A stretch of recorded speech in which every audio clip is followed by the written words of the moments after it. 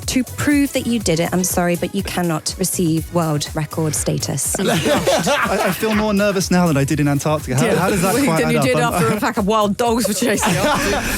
Now, it's not very often we get a 25-year-old professional explorer and adventurer on the show, is there really? No. I mean, not professional. No. He's recently attempted 2 world records, but I want to ask you, Louis Alexander, welcome. What the reason is that you even started being an adventurer? Well, thank you, first of all, for having me. This is a real honour to be here this morning. I owe all this journey of adventure to my grandfather. My granddad was an incredible man. His name was Captain Rick Taylor. He served in the British Army for 38 years. He served all around the world, but it was sadly his battle against dementia which ended his life. And when I was 19 years old, I had the huge honour of delivering the eulogy at his funeral. And the truth is, in front of you today, I can admit, at 19 years old, stood in front of my granddad's family and friends at his funeral. I had no idea what to say. So I just stood up there and made a promise, and that was to support the fight against dementia until the day we find a cure. And I started at 19. I went off to climb Kilimanjaro in Africa. It was my granddad's dream to climb that mountain, but obviously he never had the opportunity to do so because he was diagnosed in his 50s. I, in the process, fell in love, truthfully, with adventure, and the hobby built for the next few years. And somehow now I'm 25, as you said, I'm sat here in Heart Breakfast chatting to you. It's been a bit of a roller coaster the last few years. It's a roller coaster, to say the least. I love that you called it a hobby as well. It's like you've attempted and succeeded in doing some amazing stuff. Tell us what were the worst, or the best and the worst of all of these adventures have been.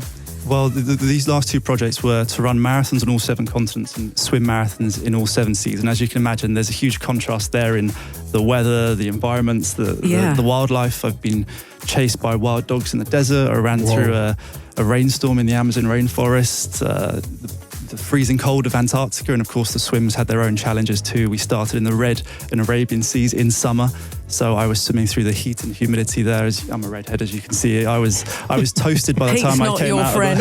Absolutely not. Your skin's still flawless. There's not one freckle on that face. There isn't, is there? You're too kind.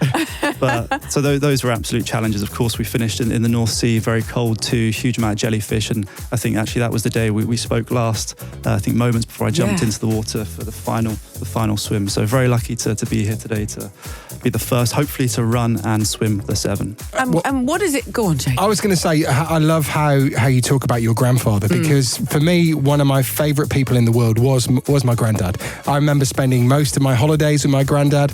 What memories do you have of him? Well, my granddad was an incredible man. He was very much an adventurer and explorer in his own right.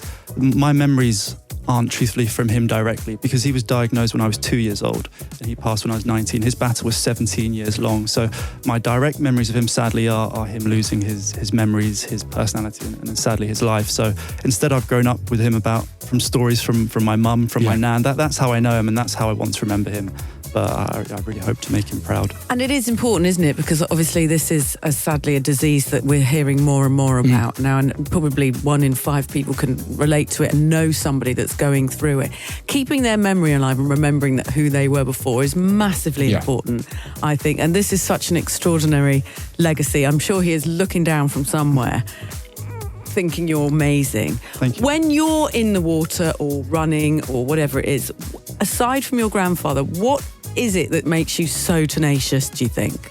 Well, as you said, my granddad gave me this gift. I didn't mean when someone asked me when I was at school, what do you want to be when you're older? The answer was never to be a professional adventurer. I didn't even know if that was a job title. The careers advisor would have something to say about that. I think I'm still trying to work out and defend whether it is a job title. But the truth is, that first adventure, it changed my life. It gave me something which I think is one of the most powerful things we can have in this world, which is purpose. Yes. It totally changed everything. And as I said, that hobby built when I got home from Kilimanjaro at 22. I was lucky to go full time. I met someone called Frank Bodwell, who literally changed my life and believed in me before anyone else, let me turn it into my career. And now when I get to go on these adventures, and of course when things get tough, and in the moment you may be suffering and struggling, whether it's in the cold or the heat, you just realise you're getting to do fulfill your purpose. It's the most powerful thing. You're getting to do what you feel you're on this earth to do. And for me, that's the greatest privilege, especially if I get to support charities like Alzheimer's Research UK in the process. Brilliant. Well, you have attempted 2 record attempts. The first person to run a marathon distance on 7 continents and swim a staged marathon in the classical 7 seas. And the second attempt is the fastest time to run a marathon distance on 7 continents and swim a staged marathon in classic 7 seas. We have Joanne. She's an official adjudicator from the Guinness World Records. Welcome, Joanne Brent. I'm here. Good morning. Good morning. There you are. You're looking super official. I actually have to say I quite like the uniform. We can get you one. I love it. Don't say that, Joanne. I really love it. Because you'll be having to find one, all right? Joanne, the rules are very stringent. I know it's a very strict adjudication situation. Yes. What are the rules for records? A lot of evidence, basically. For a record title like this one, we need robust evidence. We need to make this absolutely verifiable. And it is one thing to set out on setting a new world record, and a completely other thing to prove that you did it. And that part is not easy. Okay. And so the vetting process for something like this takes a long time, I would imagine. Yes, it can take a few months to review evidence of this detail. We have detailed logbooks of the journeys. We have GPS files, KML files to review, signatory statements from specialists in the fields. There's a lot to get through, but it's important that we do it. And what kind of thing could put something like this attempt into jeopardy? Gaps in your evidence. And we do see that sometimes. You know, people do set out on these journeys, and if there is not enough evidence to prove that you did it, I'm sorry, but you cannot receive world record status. Okay, well, I don't even want to tell you what Louis' face looks like. I feel more nervous now than I did in Antarctica. How does that quite than you add did up? after when a pack of wild dogs were chasing you. All right, Okay, so your entire team is with you, JK. let's talk about record attempt number 1. The first person to run a marathon distance on 7 continents and swim a staged marathon in classical 7 seas. Right, so Joe, what are we going for that?